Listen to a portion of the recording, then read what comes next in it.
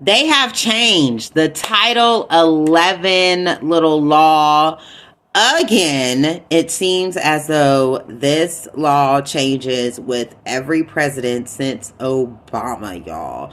We are never going to get this crap together. All right, so let's see what the changes are. The first one that I noticed is only one administrator is required to investigate and decide the outcome of a sexual assault case.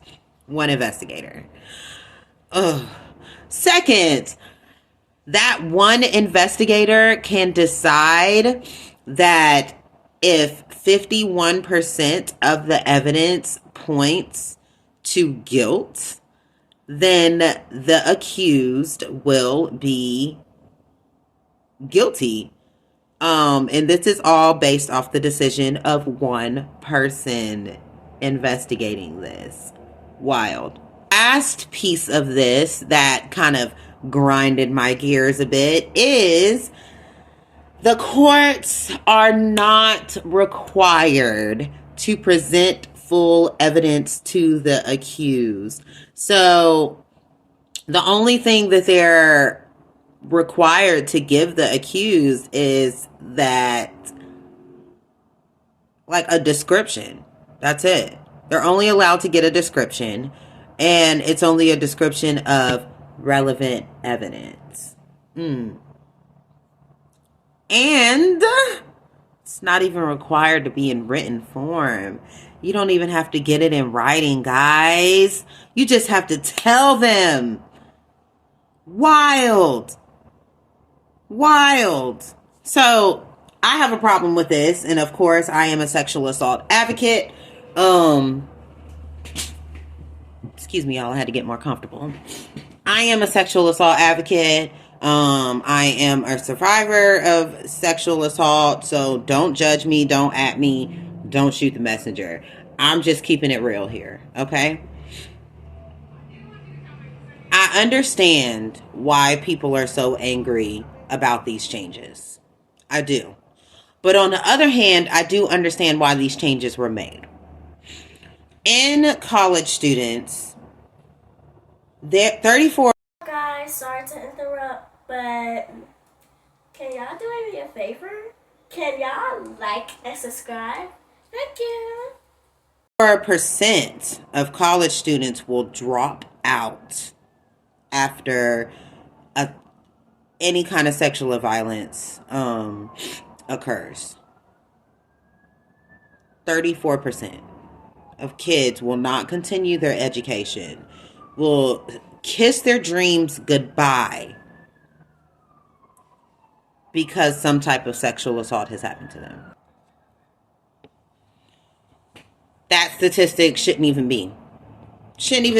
But that might have a lot to do with how the colleges are reporting it and what they're doing about the assaults, the investigations.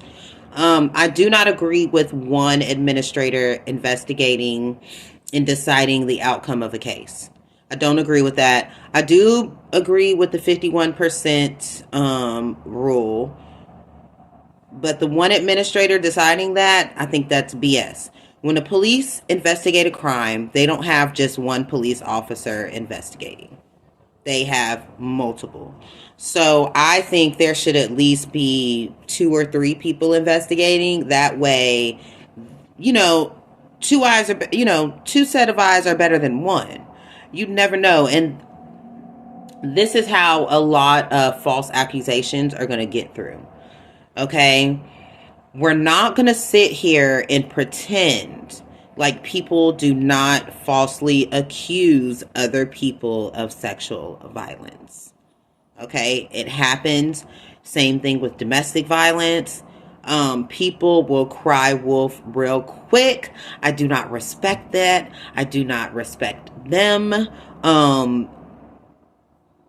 And I hate that these laws have to be tweaked in such a way to prevent that from happening. It sucks for the people that actually go through it. But there should definitely be more than one person investigating these crimes. Second of all, the requirement that was flipped to where now full evidence is not presented to the accused, only description of relevant evidence. That's bull, because at the end of the day, in the Constitution, every accuser is due a due process, which means they are supposed to know what they're being accused of. They are supposed to know, what the victim is saying about them. However, when it comes down to sexual assaults and the reporting of sexual assaults or domestic violence, at that matter, everybody knows that the violence gets worse, the harassment gets worse, the stalking gets worse, the retaliation period gets worse after the victim reports. Hence the reason why so many college students drop out of college after they report their sexual assault. Okay. If the accused is not harassing them, there's other students doing it. They're being looked at differently.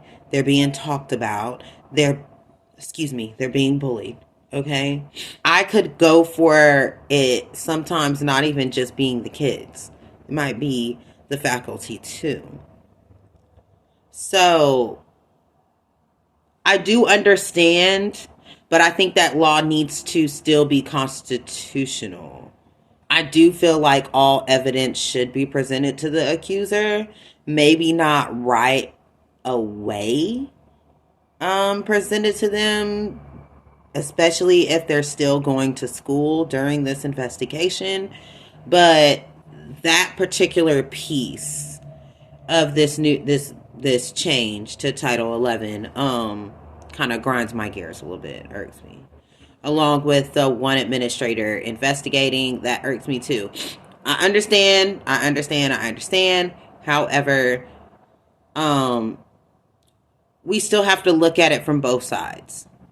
Yes, sexual assault happens every day. And it is a horrible experience for these students. And people literally get away with what they do to these victims every single day. People get away with it every single day. There's a reason why sexual assault is the least reported form of assault. It's the least reported. There's a reason for that. But on the other hand, there's a huge percentage of people that falsely accuse other people for whatever their mental brain decides to do that for. Okay? So this makes it hard for the people that are trying to do the right thing. I just wanted to touch on these Title 11 changes. They did include some gender identity changes, like if you identify as a male, you can use a male bathroom. If you identify as a female, you can use the female bathrooms. I don't like to get into all that. But the sexual assault, the college investigations, may not be the best change. It might actually be taking us back. But we'll see. We'll see how it works, y'all. Of course, if you or anybody that you know is experiencing any type of sexual abuse, check up here. I have RAINN's website and their hotline phone number. It'll also be posted in the description box. Don't forget to like, comment, and subscribe. I love you. Stay safe. Bye.